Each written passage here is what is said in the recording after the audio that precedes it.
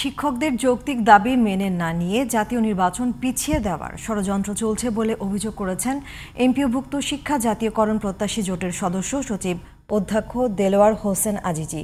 তিনি বলেন, বেসরকারি এমপিওভুক্ত শিক্ষা প্রতিষ্ঠানে চলবে কর্মবিরতি, কেউ কোনো ক্লাস পরীক্ষায় দায়িত্ব পালন করবে না। শনিবার কালো পতাকা মিছিল করেছেন শিক্ষকরা এবং আমরণ অনশনেও নেমেছেন কয়েকজন। আহমেদ অনিকের রিপোর্ট, জানাচ্ছেন সাজ্জাদ হোসেন। 3 দফা দাবিতে আন্দোলনের 7ম দিন শনিবার কালো পতাকা মিছিল করেন এমপিওভুক্ত বেসরকারি স্কুল কলেজের শিক্ষকরা। রাজধানীর কদম ফোয়ারা হয়ে আবার কেন্দ্রীয় শহীদ মিনারে শেষ হয় মিছিল।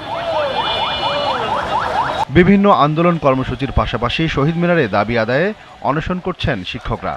তারা জানান, সরকারি প্রজ্ঞাপন জারি না হওয়া পর্যন্ত চলবে অনশন। শুধু শিক্ষকদের বেলায় টাকা থাকে না, সব কাজে টাকা থাকে। আমরা এজন্য আমরণ অনশনে এসেছি যে আমাদের এই দাবি যতদিন পর্যন্ত না মানবে ততদিন আমরা আমরণ অনশনে থাকব। আমরণ অনশনে বসছি। আমাদের দাবি আদায় না হওয়া পর্যন্ত আমরা এই শহীদ মিনার ত্যাগ করব না। শিক্ষা উপদেষ্টা ও সচিব বাড়ি ভাড়া ও ভাতা নিয়ে যে প্রস্তাব দিয়েছেন তা গ্রহণযোগ্য নয় বলে জানান আন্দোলনকারীরা।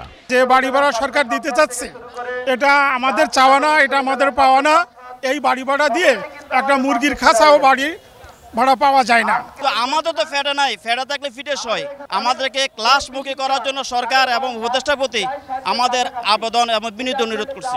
শিক্ষক নেতা অধ্যক্ষ দেলোয়ার হোসেন আজিজি বলেন, শিক্ষকদের নিয়ে গণ্ডগোল পাকিয়ে নির্বাচন বাধাগ্রস্ত করে ক্ষমতায় টিকে থাকতে ষড়যন্ত্র করছে শিক্ষা উপদেষ্টা। আমাদেরকে সরকারের মুখোমুখি দাঁড় করিয়ে একটা অস্থিতিশীল পরিবেশ তৈরি করতে চাই। যদি একটা অস্থিতিশীল পরিবেশ তৈরি করা যায় কোনোভাবে, পরে তখন বলা যাবে শিক্ষা ব্যবস্থা অস্থির হয়ে পড়ছে, রাজনৈতিক অঙ্গন অস্থির হয়ে পড়ছে, এই মুহূর্তে নির্বাচন দেওয়া সম্ভব না। আন্দোলন অব্যাহত থাকবে জানিয়ে তিনি বলেন, কর্মবিরতির পাশাপাশি সব ধরনের পরীক্ষা কার্যক্রমও বর্জন করবে এমপিওভুক্ত বেসরকারি শিক্ষকরা।